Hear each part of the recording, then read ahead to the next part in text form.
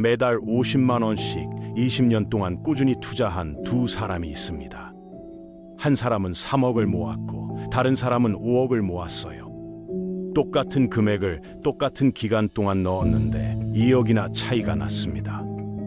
도대체 뭐가 달랐던 걸까요? 특별한 종목을 골랐을까요? 타이밍을 기가 막히게 맞췄을까요? 아닙니다. 둘 다 그냥 ETF 하나 사서 가만히 놔뒀어요. 손도 안 댔습니다. 근데 문제는 3억 모은 사람이 산 ETF가 바로 여러분이 지금 들고 있을 확률이 가장 높은 그 ETF라는 겁니다. 워렌 버핏이 추천했고 모든 재테크 유튜버들이 입을 모아 사라고 하는 바로 그거요. 버핏 말이 틀렸다는 게 아닙니다. 다만 다른 선택지도 있었는데 잘 알려지지 않았던 거예요.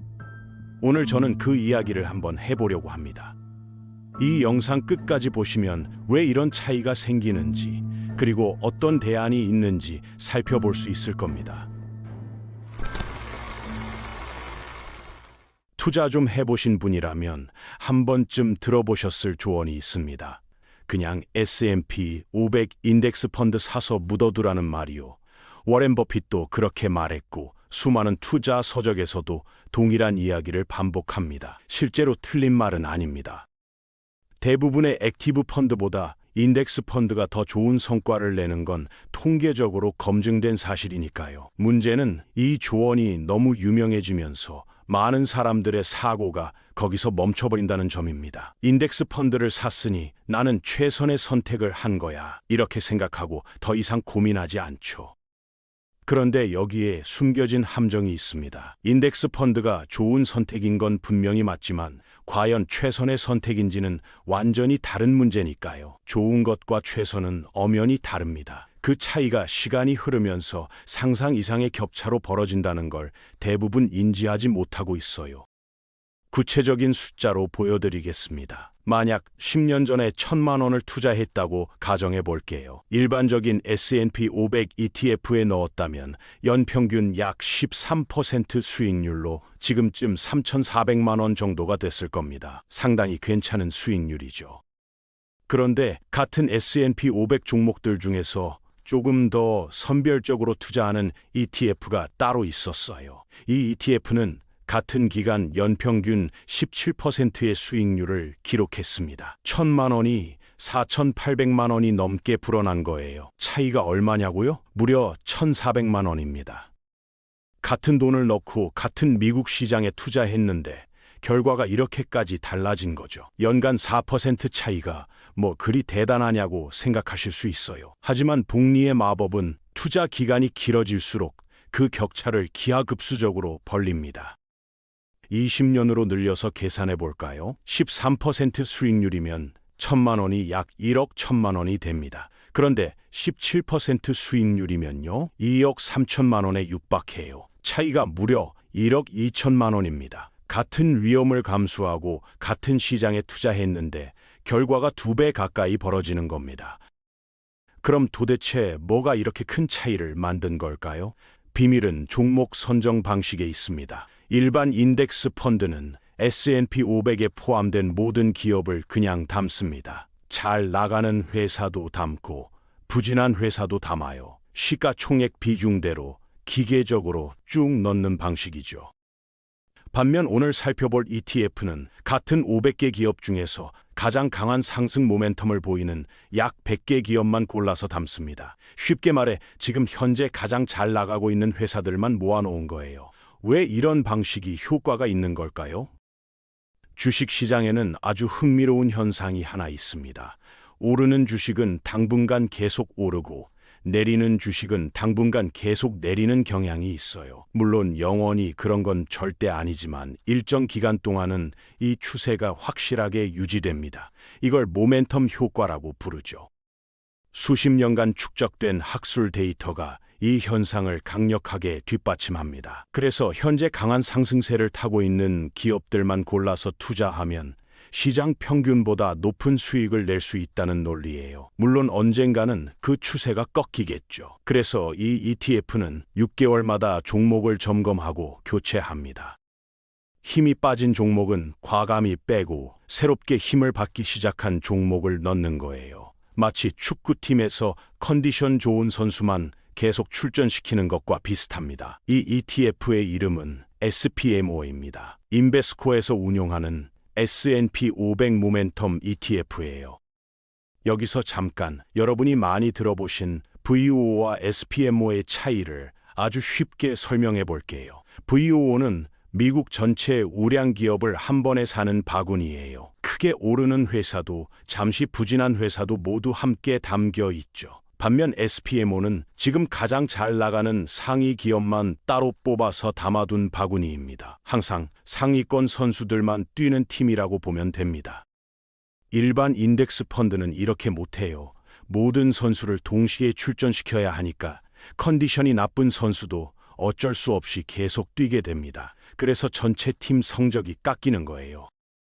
참고로 한국 투자자도 SPMO를 쉽게 살 수 있습니다. 한국증권사 앱에서 미국 주식 사듯이 검색해서 매수하면 됩니다. 다만 SPMO는 미국 ETF라서 세금 규정이 조금 달라요. 매매 차익은 비과세지만 배당금에는 미국 세금이 30% 붙습니다. 그리고 ISA나 연금저축 같은 절세 계좌에서는 매수할 수 없다는 점도 알아두시면 좋습니다.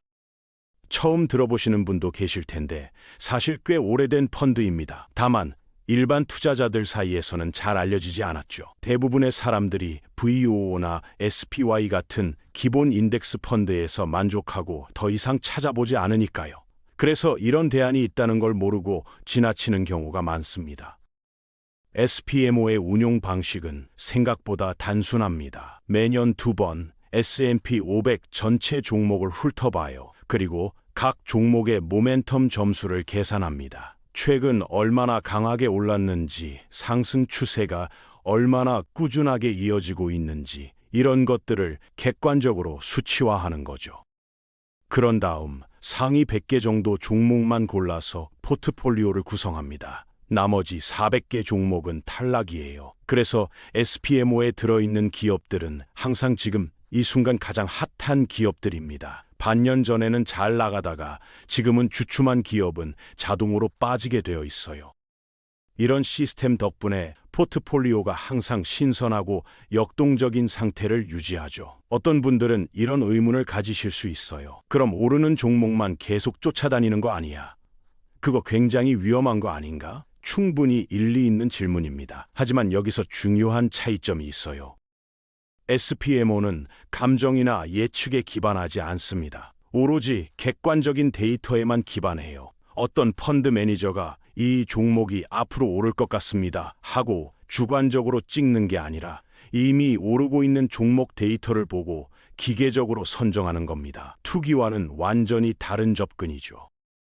게다가 투기성 종목을 쫓는 게 절대 아니에요. S&P 500에 포함된 미국 대형 우량주들 중에서만 고르는 겁니다.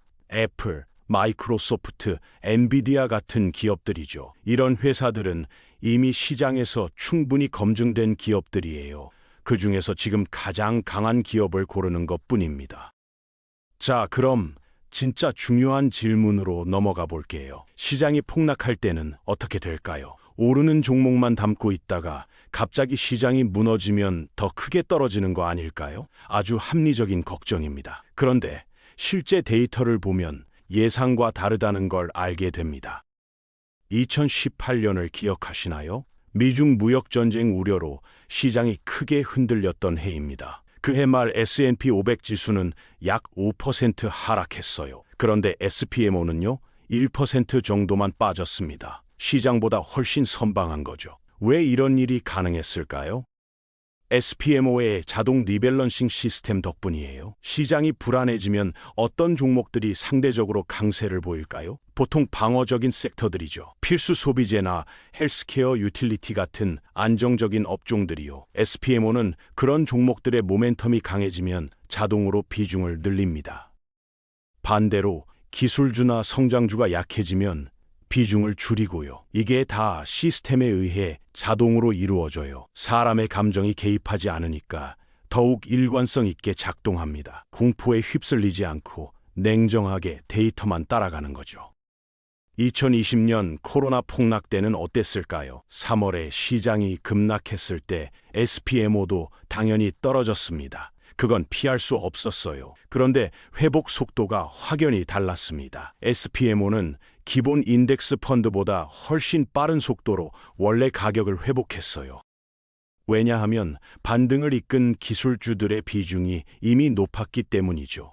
코로나 이후 시장을 주도한 게 뭐였습니까? 아마존, 애플, 마이크로소프트 같은 빅테크 기업들이었잖아요. SPMO는 이 기업들이 강세를 보이기 시작하자 자연스럽게 비중을 높였고 그 덕에 회복장에서 더 좋은 성과를 냈습니다.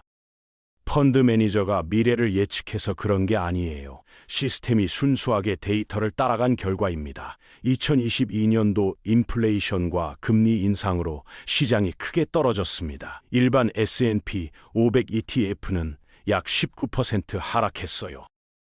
SPMO는 약 11% 하락에 그쳤습니다. 8% 차이죠. 이게 별거 아닌 것처럼 보일 수 있는데 복리로 따지면 엄청난 차이입니다.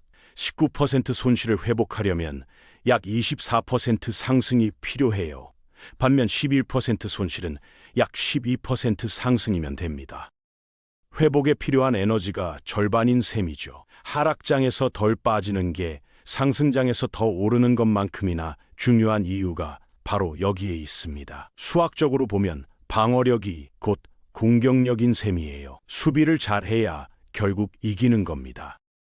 그럼 이쯤에서 비용 얘기를 해볼게요. SPMO의 연간 운용 보수는 0.13%입니다. 일반 S&P 500 ETF인 VOO는 0.03%예요. 4배 이상 비싸죠. 이거 보고 돌아서는 분들이 실제로 많아요. 아, 수수료가 비싸네 하고요.